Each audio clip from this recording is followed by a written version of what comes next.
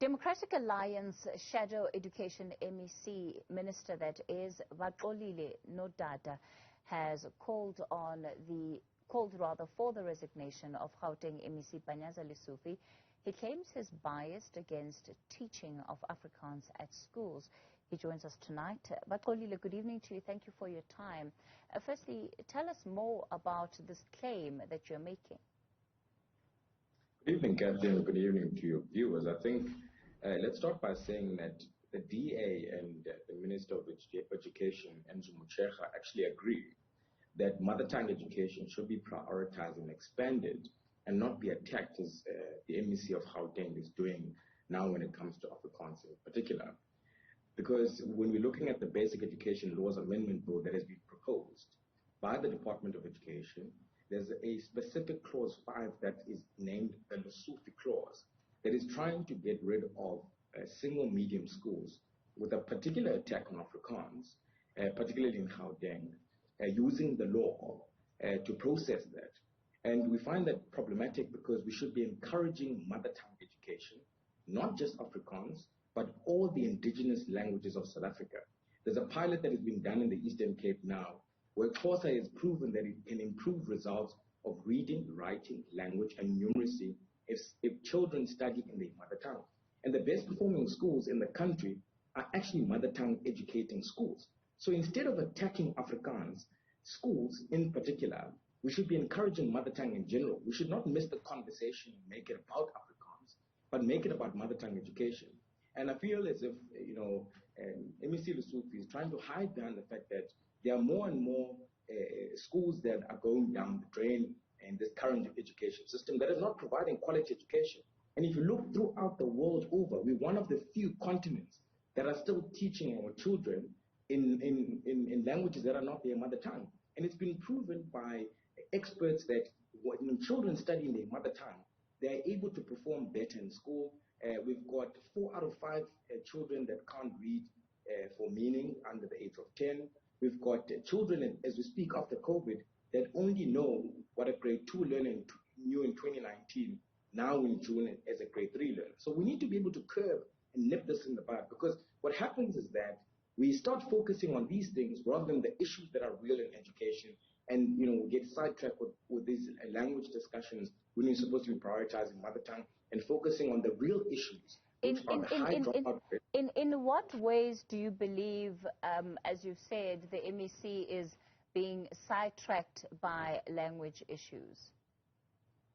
So when you look at the Basic Education Laws Amendment Bill, which is proposed in Parliament now, the aim for MEC Lesufi and the likes of in the ANC is to use Clause 5 to take away the powers of school governing bodies to determine the admissions and language policies, and they hand over that power to politicians and government. Already, the schools that are performing well in the country are the ones where parents and the school governing bodies are actually functional. Now you're targeting those schools at the expense of schools that are actually not performing, using single medium language schools that are teaching Afrikaans as a scapegoat to be able to put that clause, instead of being able to put a clause that is a recourse for schools that are using language and admissions policies to exclude learners, for the MEC then to be a recourse and be appealed to and be able to make recommendations to the school governing bodies. Now this legislation is basically taking away power from school governing bodies who are supposed to be determining their admissions and language policies, and they know what is best for their children. So this is exactly what is problematic with what MEC Lesufi is hiding behind by utilizing the legislation, to mask and scapegoat some of the failures. Like I said, the focus should be beyond what we're talking about, and enhancing mother tongue education across all South African languages and ensuring that that is available in our schools. This is a bill that is currently being processed by Parliament. Help me understand the mentioning of specifically the Gauteng Education MEC Panyaza Lesufi. Look, there's been a consistent attack on mother tongue education by MEC Lesufi. Recently, 2 weeks ago, he uttered the same utterances, basically saying that should make sure that we get rid of Afrikaans single medium schools and make sure that schools are accessible to everybody. without actually mentioning the prioritization of mother tongue education, he went on further to say that the BELA bill is now being processed by Parliament, and the public should basically support it as it is. And supporting it means that Clause 5, that implicates 24,000 schools in this country to determine their own language and admissions policies, will be stripped away from school governing bodies and be given to the likes of Panyaza Lesufi, who has made it very clear that they've got a vendetta against mother tongue education, particularly in Afrikaans, and we must be able to call that out for what it is. We must not wait until it's Xhosa or Zulu or Isindebele, that is then, or English for that matter, that is being attacked, rather than us being able to encourage mother tongue education. So then how else do you think that, Parliament should go about amending phrasing that particular part of the bill? Because ultimately, what cannot be denied is the ways in which school governing bodies have, in some instances, used their admissions policies and their language policies as a means of discriminating. So what is the alternative that you as the DA are putting on the table? That is quite correct, Kathy, that you will find instances where there are school governing bodies that may use their admissions and language policies to exclude certain learners. Now, this is the alternative, because you can't be able to put together all 24,000 schools and say this is a problem, and therefore we're going to make this draconian law that is going to give power to politicians. The alternative is this, that the powers to determine admissions in school policies on admissions and language should remain with the school governing bodies, where there are schools that are reported to be using that particular admissions or language policies to exclude certain learners, be reported to the department. The HOD is able to escalate that to be appealed to the MEC. The MEC then investigates and make recommendations to the SGB on how to deal with that matter. And I think that is now unique cases that we deal with, and not just all 24,000 schools and have a blanket approach, because we know that that power will be abused by politicians. And if that power is given to them, to the likes of MEC Lesufi, who's made it very clear that if this bill is supported, that is his intention, and not to enhance mother tongue education, but to attack it.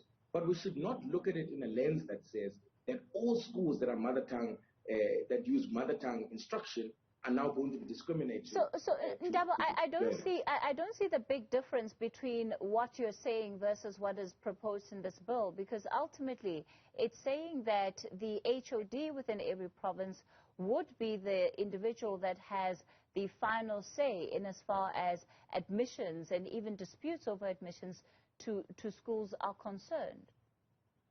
That shouldn't be the case, Kathy. The school governing bodies have a responsibility of determining admissions and language. Yes, but it's those very school governing bodies that have shown in some instances their unwillingness to change. And so part of what this bill is there to do is to ensure that there is no longer any grounds for school governing bodies to abuse their power, as we see them do in so many instances. I think that's a very sweeping statement, Kathy, but just to make it clear to you that the role of the department and the MEC is to play oversight on schools, school governing bodies, and principals and the different stakeholders in schools. The schools themselves are supposed to be determining the admissions and language policies. When there is a challenge, or when there is a case in which a school is trying to use their language and admissions policies to exclude learners, it then becomes the responsibility of the department to intervene as a mechanism of recourse. But you can't be a player and a referee at the same time, because you yourself as a department or the MEC can be able to abuse the power as intended by MEC Lesufi in the various sweeping statements that is made around mother tongue education. So that is why the recourse should be that school governing bodies should still keep the power to determine admissions and language policies.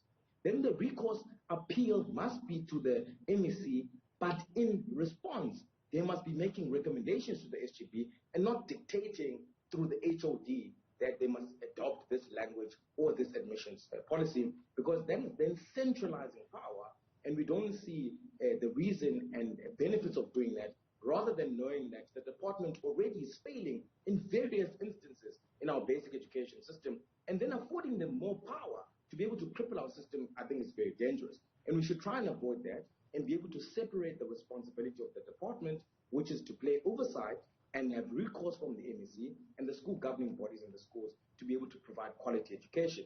And this discussion takes away completely from the real challenges in our basic education system, which are supposed to be providing quality education. But Kolile, in fairness, though, the bill does more than just this particular clause that you're talking about. In fact, it's to address some of the gaps. I mean, this is going to be one of the most significant changes to our basic education system, at least in the last decade.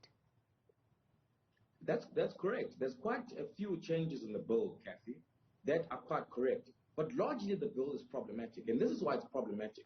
It's got this particular clause that wants to give more power to MECs and politicians to be able to abuse it. But secondly, there's a legal lacuna, there's a gap that the bill is not addressing. The real issues here are that we've got 4 in every 10 grade 1 learners that never finish matric, and they drop out. Recently, you have reported that has an increase from 3.3 million youth not in education, employment, or training, to 3.8 million. Now we've got that problem. We've got problems around the bill not being able to regulate online and blended learning to alleviate the pressure on infrastructure.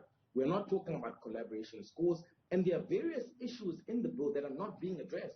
And we are having these type of problematic clauses rather than focusing on those real issues and being able to put laws in place that are able to mitigate the challenges. We put forward suggestions, Kathy, that how the bill should look like so that it is able to pass, 1, constitutional muster, but 2, is able to deal with the real issues in the basic education system so that we produce quality education.